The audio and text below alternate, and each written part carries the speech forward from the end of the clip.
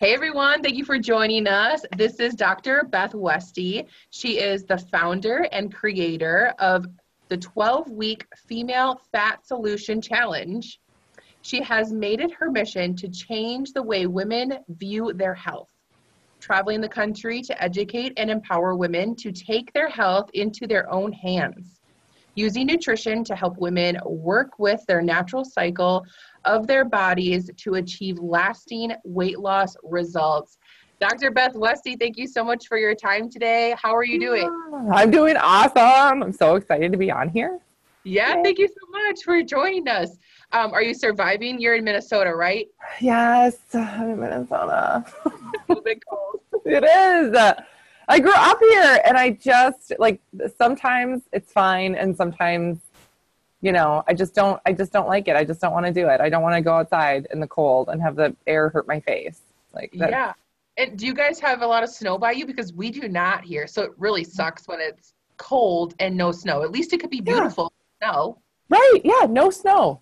No snow. A little bit of ice, but that's not fun. That's not even enjoyable. It's just a dreary winter, frigid winter. Yeah. No fun. At least the sun's out here today. I don't know about over by you, but the sun's out today, so that's great. Yeah. But it's still cold. Yes. And it could be beautiful with snow. So yes, it could. Anyways, we digress, right? Yeah. So I like to start out with information about you personally. So tell us something interesting about you and your life. Yes. So something that I always kind of introduce about myself, because it tells a little bit about me and my background, is I actually grew up on a goat farm. I grew up on a small goat farm. My mom loves animals, loves farm animals, and I grew up in the suburbs, but we had about 4 acres. So it was a little hobby farm, really, but we had goats. I showed them in the fair. And also, not to brag, but I am a champion goat groomer. Ooh. Right? So I've explained this to people. Yeah, I've explained this to people where they're like, what do you mean? You show goats in the fair? What is that? Well, a dog show, right? You have to clip your dog, shave your dog, prep your dog. You walk them around the ring, right? It's the same thing, but it's a goat, right? Huh. And I would get a purple ribbon all the time in goat grooming, which is shaving a goat. So you need a goat shaved. I'm your gal. I love it. I love it. I don't know why I need to brag about it, but apparently, goat shaving is really more about wrestling a goat. It's more can you pin the goat down with one arm and get the butt, because they don't like it. Right? No, they don't know what you're trying to do to them. Right? Yeah. So just a little bit of my interesting childhood there. Facts about Dr. Beth Westie. Right, yeah. That was people who I grew up with, went to elementary, middle school, high school with. That's how they knew me. Oh, she has goats. Yeah, she's the one kid in school with the goats. Yeah. That's hilarious. I love that. Yes. I can totally see you wrestling a goat right now. Yeah, I'm good. Yeah. Got my long arms and legs. I just pin it down and oh my gosh. Yeah. How tall are you? 6'2". Oh my gosh. Yeah. Yeah. So you were probably really good at it. No, they couldn't. Got all that leverage. That's awesome. I love it. Thank you so much for sharing that. So let's talk a little bit about fear and dive into that. So tell us about a significant time in your life that fear held you back from living your life fully. I imagine it wasn't wrestling goats, but no. I love goats. Well, I was also an athlete in high school and in college. And so there was a lot of, sports moments, things like that throughout my life that I've faced. I did really well in athletics. I got a scholarship to play volleyball in college. And, throughout all of that, when I was filling out some of these forms, I was fear with all of that. I was I felt like that was, at that time in my life, that was my niche. That was my thing. So I didn't really have a lot of feel with that. So I was okay, what else? And I was when I went to graduate school and I went through that, and I worked my butt off, I knew that I would be successful as long as I could work. And I did, I was like, I can do that. I can make it through school. I can do all these things. Right. And then I got out in the business world. And so I'm a chiropractor by training. So through chiropractic school, I had my first 2 kids, graduated, started a business. And then less than a year later had my third. And it was a very busy time, to say the least. I was not really doing well in business either. I didn't know what I was doing. And it wasn't like school where it was just like work hard, study hard, pass the test, that type of a thing, right? Yeah. It was real life. And in business, actually running and being successful in business was very different because we didn't get actually trained on that. That's not something we learned. So it's like being thrown out there with having no idea what you're doing, or I'm doing this thing and it doesn't seem to be working, but maybe I need to wait longer. Or is it a thing that's not working and I need to change tactics? Or how do I do this, that? No idea, right? And you don't know what you don't know. And that was the place that I was in for a long time. And my business was actually failing. And I started working with, with some people that helped me in business. And, I was at a point, honestly, where I was about 3 weeks away from closing my doors, from closing my clinic, because I just wasn't making it. And I worked for over a year without paying myself, Right. That's how bad it, anybody who starts a business, like you put in that work, which is also really fun to explain to my husband at the time, like, hey, babe, I love you. You're so great. Why don't you pay all the bills and then pay for the nanny to watch all the children so that I can go and work all day and not take home any money? This is a good plan. Let's do this for a year. Let's learn from this. Right? Great learning experience. Holy cow, right? Yeah. And, but I kept having hope, and I kept, but at my core, it's scary, right? Like that's a fear time where like, holy crap, like this is all going to come crumbling down. And all I knew is that I was like, I will figure this out and I'm going to keep going. I'm just going to keep pushing and I'm not going to let anything stop me. And it's like one of those things where, I found a way, found the right people, started doing the right things and turned everything around. Yeah. And within a couple of years, I had, literally 2 years later, I had a thriving clinic. I had a very busy clinic. Seeing a lot of patients. I had a team of people, and I just kept going from there. So I had my office for about 7 years, and it was a few years of some really hard work, but then I got to a point where I was like, this is awesome. Like, this is great. I'm working hard, but I'm seeing people and I'm seeing the results of that here, here it is, here we go. And, for a lot of people, like that would be enough. That would be enough of a story. That would be enough right there. But, after the other struggle that I had at the time was after my third was born, I actually had a lot of ovarian cysts that were really painful when they would burst, and it would put me on the floor. And personally, it was a really big struggle because, I'm a natural health care practitioner, and I couldn't figure out why I was getting them and what to do to prevent them. And my OB was not helpful. Like, all he did was hand me a prescription for Vicodin and birth control. And I was like, I can't be on that forever. Like, what? Right. Yeah. I was like, I want to know, this didn't happen before for me. I want to know why it's happening and all these other things. And that was actually the start of me diving into the work that I do now with women, matching nutrition with hormones to help actually regulate hormones and decrease symptoms and just really get rid of any excess weight, any excess hormonal issues, and get the body functioning the way that it should. It all started with because I got really pissed off at my OBGYN for not helping me the way I was like, this isn't it. So from there, I started diving into the Eastern medicine background that I have, specializing in fertility, cycle work, hormones, endometriosis, PCOS, menopause, things like that. And I really started to uncover and do nutrition work along with that. Did it for myself. I noticed great results for myself. And then I just slowly started to work with some patients with it. Now, the way my business was set up, it was not possible for me to do this type of work with these patients during my regular business hours. Because that's what, kept the business going, right? The regular, bread and butter chiropractic work I was doing, which I loved, right? I love that type of work. But that was, you know, the type of work that brought in the money that I was, you know, finally making now. Right. Yes. But I started seeing these women and started working with these women, and it was something that I felt such a pull towards doing more work with this. And eventually, I mean, through no advertising, no marketing, just through word of mouth, women just kept coming in and being referred and wanting more and more and more of this work. And I said, you know, I can't do anymore. Like, I'm capped out here. I'm just doing this over my lunch hours. Yeah.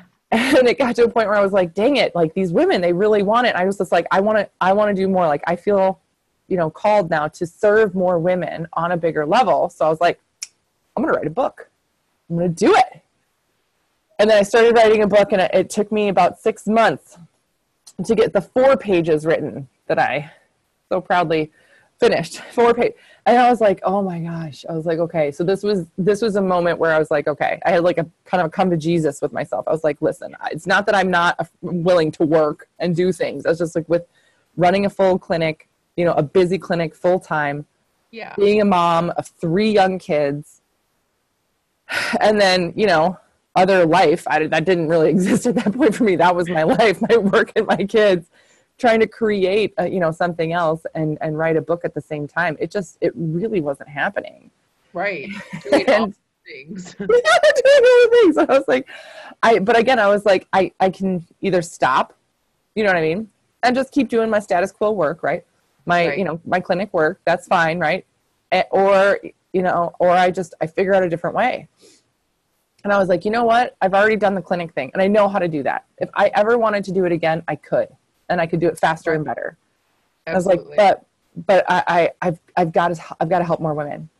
Yes. That was like my calling, and that became my mission. That became my passion. It became when people started talking to me, like when I talk about nutrition that matches the hormones and cycle. I mean, when I talk about like how the history of nutrition and everything is geared towards men, I get so far, like I will start sweating. Yeah. It's like, the good thing this is just like video and stuff, because otherwise you will smell me. I start sweating. I get so fired up about it.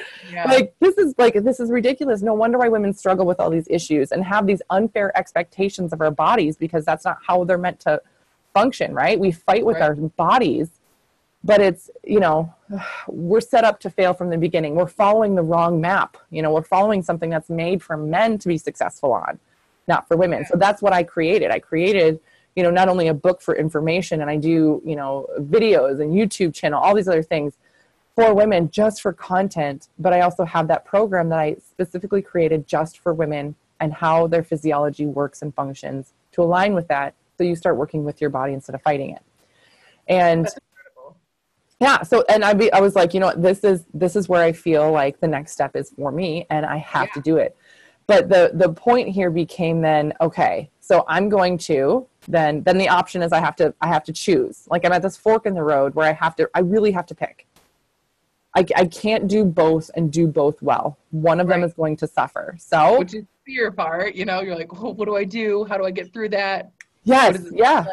Yeah. And I was like, then it became very clear that I had to, if I was going to create and help more women on a bigger level, I had to sell my office. I had to let that go.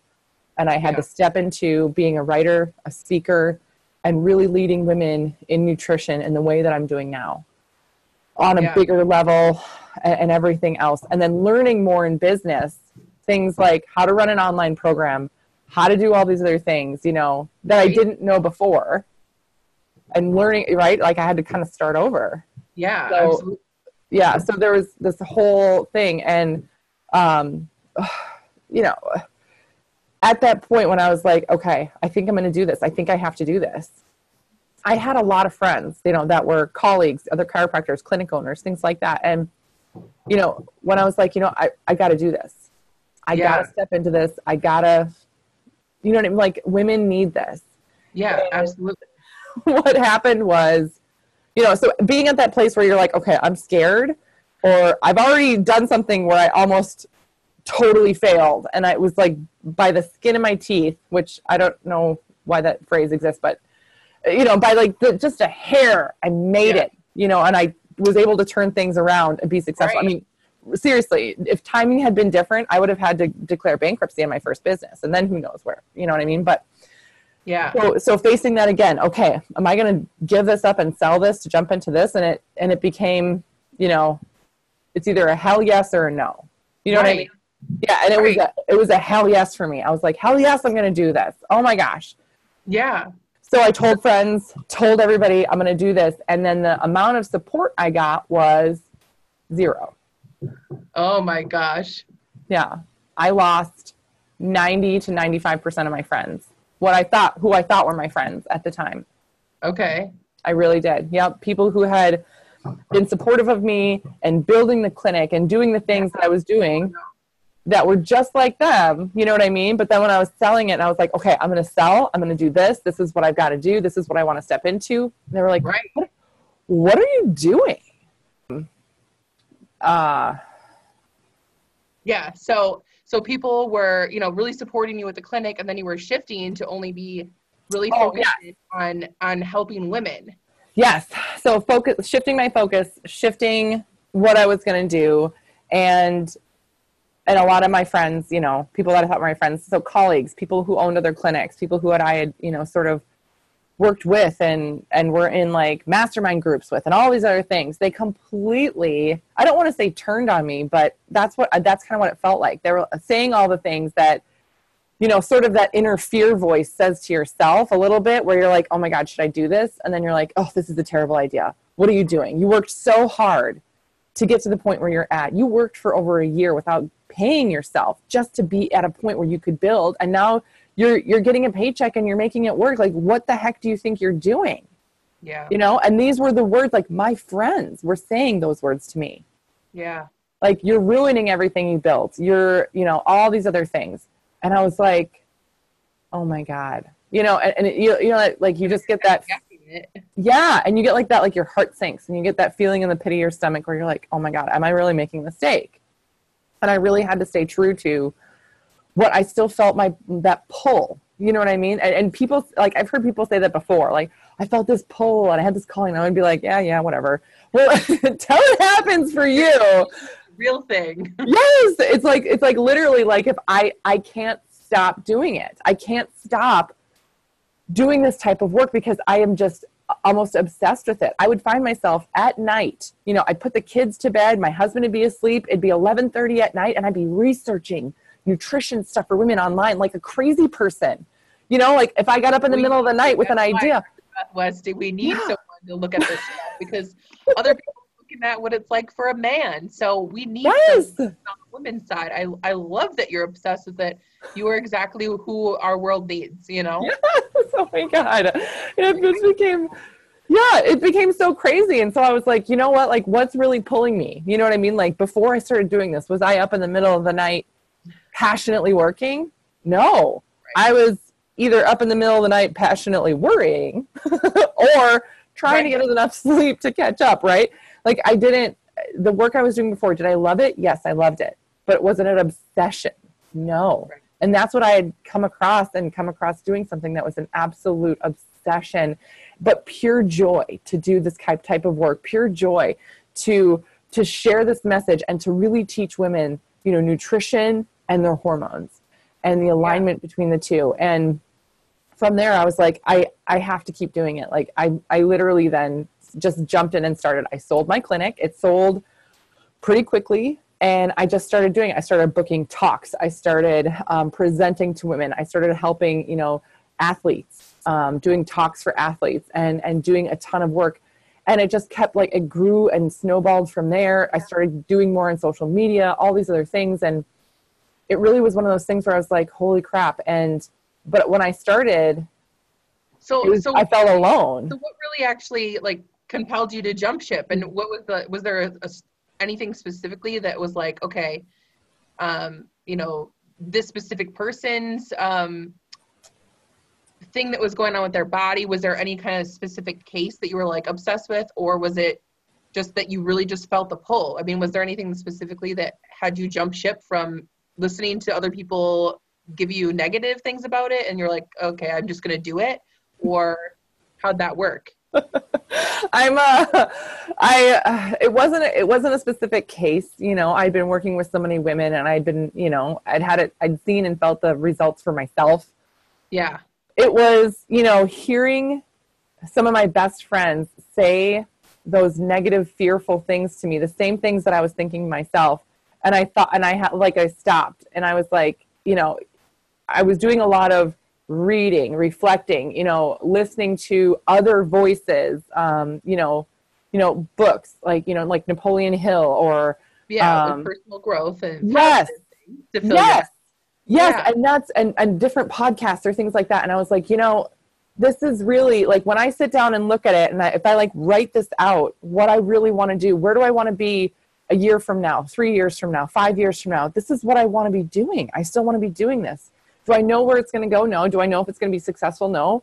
But I'm gonna but it's purposeful. Take a turn. Yes. I was like, could I swing and miss? Yes. But I'm going to take an at bat. I'm going to try. And that's the thing, is that I am a very much like fly by the seat of my pants in terms of like, I make a decision, I make it quick, and I just go with it. I will jump off and figure out how to open the parachute on the way down, because if I stop, I know the fear will freeze. We have fear in everything. Every day we have some fears, but it's really how we want to look at it, how we want to let it, manifest in our head, thinking of all the options and things. Well, women overthink a lot of things, and part of it, we give it too much power and give it the room to have the fear in anything. Yes. Yeah. So some of the things that I noticed, that with all these other, we'll say, positive voices in my head, and when I like really chunked it down and I drew out and wrote out my vision and what I wanted to create, which had changed, you know what I mean? And it's okay to have a vision change and evolve. And I realized like, I didn't want to be a multiple clinic owner type of thing, all that stuff. I wanted to really serve women on a bigger level. And with that, I said, okay, here I go. I'm going to do it. And when I got that negative feedback from people who I considered best friends, I was like, okay, then those are not my support people anymore. So I had to set up boundaries of, okay, then you're just not, like for some of them, that was the last time that we talked. Right. I was just like, thank you for your feedback. I wasn't mean. I didn't retaliate back. I was just like, well, thank you for telling me your opinion. And then that was it. And I was like, well, then that's it. You're not going to be, in my sphere to help me move forward.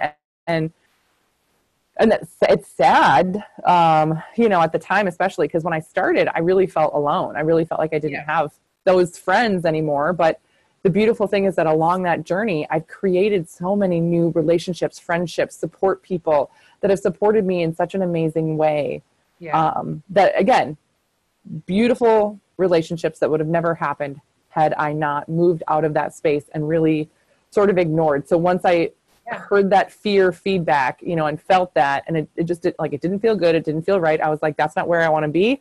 I want to be doing this over here. It's just like, I have to move as quickly as possible through that stuff. Otherwise I don't move. Right.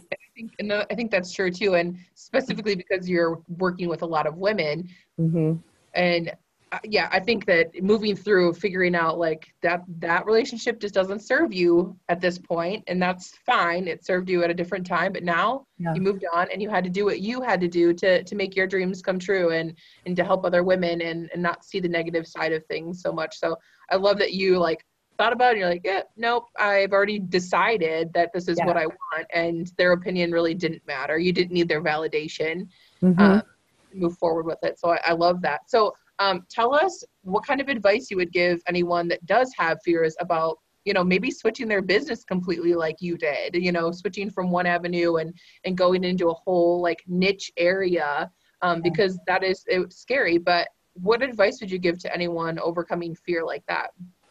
Yeah, I think some of the things that served me really well is that when I made a decision, like that was it. You have to really cut off all other possibilities and go forward. The phrase burn the ships. If there's a way to go back, and I have had so many offers, after I sold, and even since then, in the few years since then, to work in an office, like, oh, you could do this. I'm like, you know what? I could. You know, I totally could. And there were some times where in building another business, you're like, well, revenue this month is not as great. Would it be more lucrative to just jump into an office? Yes, but that's not what I want to build long term. So a decision is a decision, and you keep moving forward towards that. There's no, like you said, there's no going back. Don't quit on yourself and your dream. And then surrounding yourself with the right people that are going to help you move forward. And maybe they're not actual physical people next to you, right? Like I have virtual online friends that I see maybe once a year now, but those are some of my best support people.